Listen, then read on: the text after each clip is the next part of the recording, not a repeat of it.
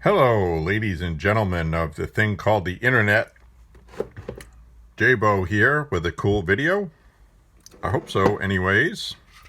No show intro, as always. Get right to the damn point.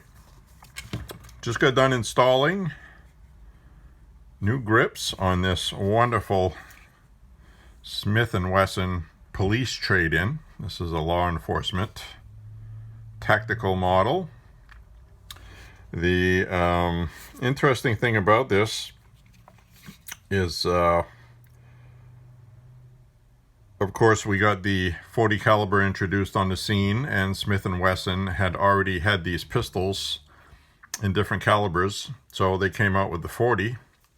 And this is a Generation 3. There's different ones. I'll explain the differences. And but first, we're going to get a nice look at this. And this was a trade-in, and it's a beautiful pistol. It was pretty dirty, had some rust here and there, even though it's stainless steel. And you can tell it's stainless by the model number. 4006. 40 is for the caliber. 06 means that the frame, upper and bottom, are stainless or an alloy. The 4003, like they use for the 9mm, and I think they have some 40s in that also, the older ones, the bottom part is aluminum.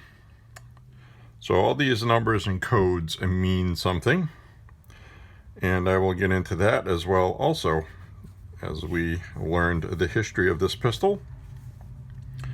And it's a very, very beautiful pistol, and the Novak style sights. These are the lower type, Novak type. And we have the hammer. And that's the thing with this pistol. I checked it before we did the video, but I'll make everybody happy. Nothing in there. Check it twice. Look down in the mag well. There's nothing there. This gun is safe. So first thing you'll notice is this ambidextrous, what looks like a safety. And it's not a safety. It's actually a decocker. And that's how that works. And this piece of metal inside curls up in front of the hammer when it does that. I found out from looking at it a few minutes ago, and because I was installing the grips, brand new grips, factory ones. These were kind of beat up. These were only 20 bucks, Midwest Gunworks, and they are genuine Smith and Wesson for this model. So how cool is that? So anyway, back to what I was talking about with the decocker. And you can't cock the hammer with that decocked, and you can't pull the trigger even when it's ready for fire. The trigger won't pull either unless the magazine is in it. Now, what little bit of research I did, and it's also double action. So a little bit of research I did was the California Highway Patrol, which this is not the CHP model, wanted one where if the magazine was released, you couldn't fire it. And I think they did that because if they were wrestling with a suspect, if you were alone doing self-defense, you probably wouldn't want to do that for a carry pistol if you're going to struggle with somebody. But police always have other policemen around. So if somebody starts attacking a police officer, before the other officers on the side get involved, he can drop the magazine and nobody's going to get shot, and just let his buddies take care of it. So that was the thinking on this. And a lot of people want to jump on this right away and say, oh, geez, that's really stupid. Why would you want a gun that you couldn't fire without the magazine? Well, I just explained it, and that was their reasoning. And they specifically ordered that. and they are the professionals. So there's that. So anyway, with that being said, this pistol was $400 as a police trade-in. Beautifully made, very heavy, stainless steel, and it weighs 28.5 ounces according to the data info I read on it, which is approximately the same as a loaded 1911 A1 in 45 ACP, just to give you an idea of the weight. So, heavy pistol. Now, what I was going to get to on this is they had very specific information for this, and I've narrowed this down to being produced from the year 2000 to 2001, even though this generation was produced before that. But in 2000 is when they introduced, according to what I'm reading here, it says in 2000, and this is from the standard catalog of Smith and Wesson, a very renowned factual Smith and Wesson book. Okay, this isn't something I'm pulling out of the air because some guy said it that lives in a trailer park on YouTube somewhere and I'm borrowing it. This is actual information from text published. In 2000, the 4006 TSW, which is the tactical Smith and Wesson, was fitted with a black hardware on the frame and slide. A black equipment rail was mounted under the forward part of the frame for accessories, which is this. Now, the CHP models you see online, this rail is machined with the bottom part of the frame. It's all one unit. This is an add-on, but as you can see, you can't just take it off from here. It's like attached. So anyway, it says each TSW has the frame and slide machined as a matched set. So the slide and the frame come from the same piece of steel that they machined. And I think that's really cool. And also, there is an assembly number on each half that match. Besides the serial numbers, there's assembly numbers.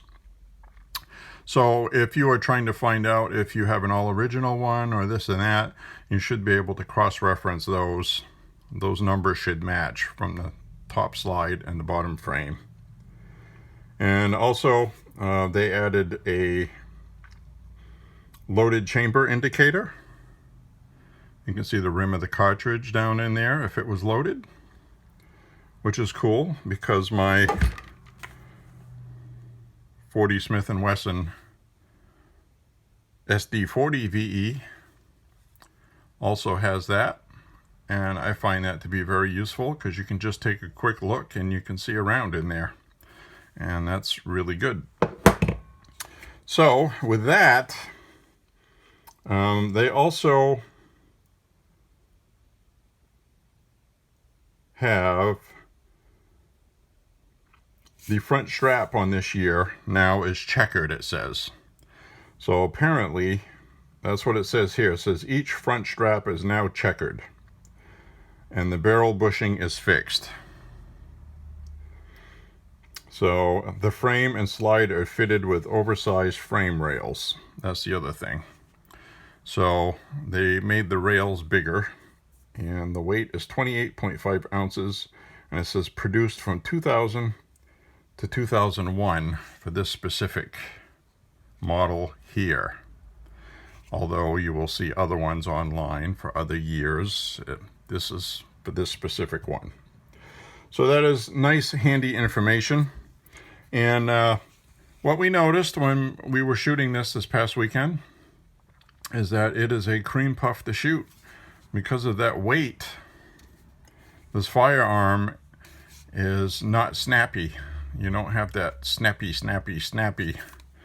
like I get with this one. Now this one I can shoot with one hand, but I have a big strong grip and I really have to hang on to this.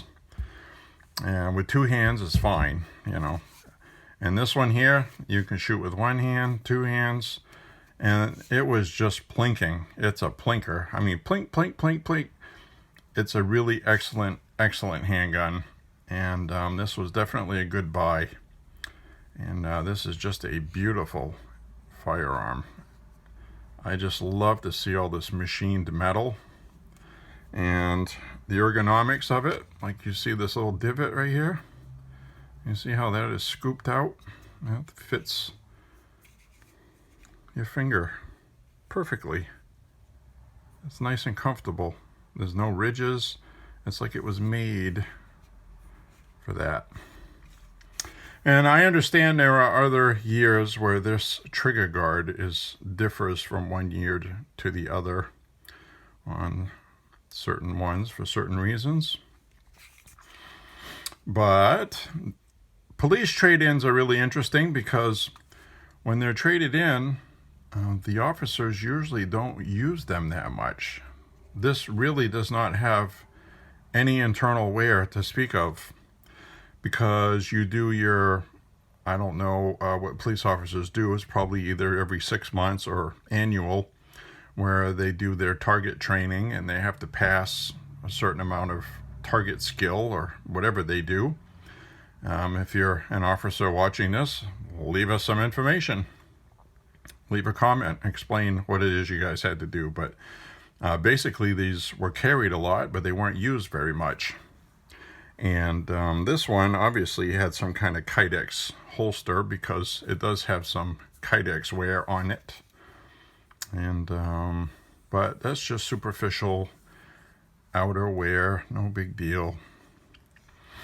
And for example, I have an Auto Ordnance stainless steel 1911 A1 that I bought a leather holster for, so that doesn't happen. But this is just a tool. They were at work, you know, this is just a tool for at work, and it did its job. Everything functions great with this.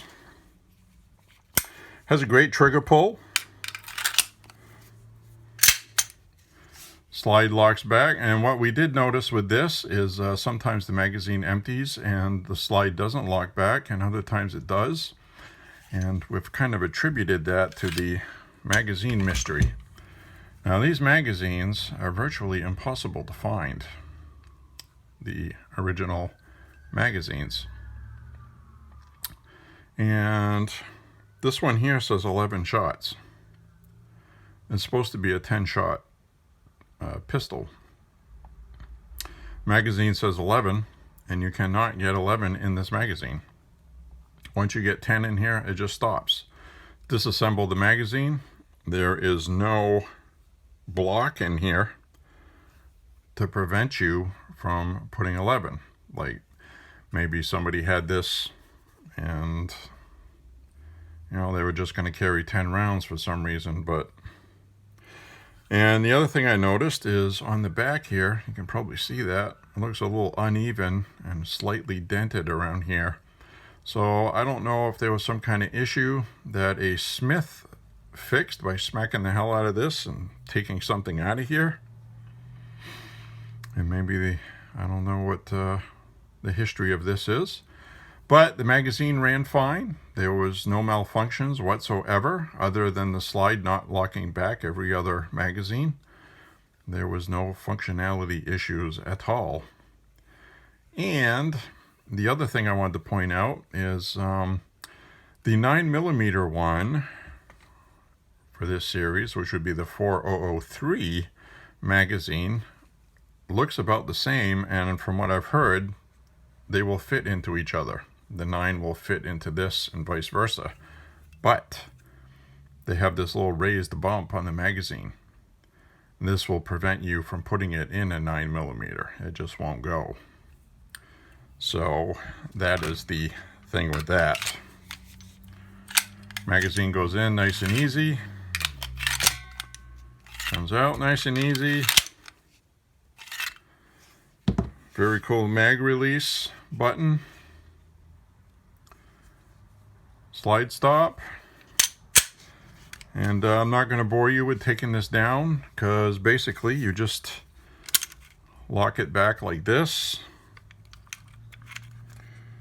where the slide stop is over there, you just push this out, take it out, and the rail comes right off. And it's pretty much the same as any striker fired polymer frame striker fired pistol. It doesn't have the bushing like a 1911, even though if you look at it, they kind of resemble each other. They're actually the same size, except the barrel's just shorter. So it's very reminiscent of a 1911 with all the weight and beauty. It's balanced. It's just such a good shooter. And there's really not too much more to say about this other than finding the magazines. I'm going to need more than one magazine, and I guess the hunt will be on for them. And these are really extremely difficult to find, and when you do find them, people want all the money in the world for them, and you don't even know if it's going to function properly. You know, it might be something wrong with the magazine that you're paying way too much for, just out of the fact that you can't find them. So that's the risk of that. So anyway, I hope you enjoyed this. And if you know any information about tracking down serial numbers on law enforcement models, I cannot find any information anywhere. There's nothing listed in known serial number lists. So what I did find out is the first 3 letters in the serial numbers on the law enforcement are the police department or law enforcement agency that these were built by Smith and Wesson for. Like the CHP ones all start with CHP, California Highway Patrol. And this is VJD. So is it like some Virginia Juvenile Division or Vermont something something? I don't know. So if you know what VJD is on this, leave that in the comments. That would be very helpful for us to know. And or any way in general of finding serial number information for law enforcement trade-ins for Smith and Wesson, because the information online is very scarce. Everything else is online except that.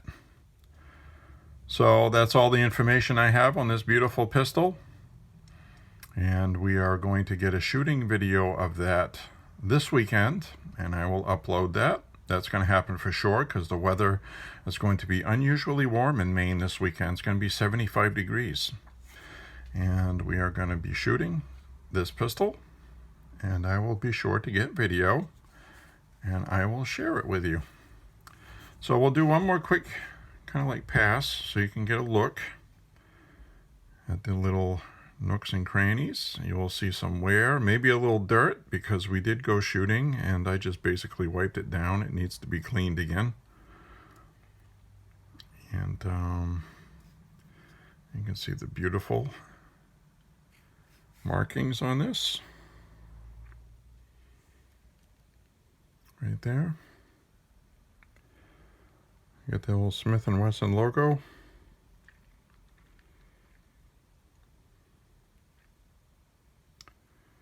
And the grips are very interesting. They come off very easy. You just knock this pin through with a punch all the way through, take it out, and then you just pull the grips off. And it has 2 little lips inside that sit inside the frame. When you put this in and you swing it in, just make sure you pinch it a little bit so those lips will grab the metal frame on each side equally. Then you put the pin back in. And the inside of here, the mainspring sits right inside that little pocket for the mainspring. And it goes together really easy. There was no big deal with this at all. So anyway, we got this nice, beautiful machined stuff. Made extremely well. Got your extractor here. Decocker, which used to be black. It's worn off. The hammer hammer is black. Now this had a little bit of rust in each side of these little pockets, dimples. There was a little bit of rust in the top of the Novak because it's made out of metal, it's not plastic. Everything on this firearm, with the exception of the grips, is made out of metal, which is why it's so heavy. So, I hope you enjoyed this, and thank you very much for watching. And as always, click like or subscribe, and be able to mention whatever you want to mention in the comments. Any questions? There's no dumb questions. There's only questions you ask if you need to learn something, or, you know, chances are I'll either know the answer or I won't, because I am not a firearms expert. But I do love them so. And I love you guys very much too. Thank you for watching, and I really appreciate it. So have a beautiful evening or day or morning or whatever it is for you. And be safe out there, folks. Bye-bye.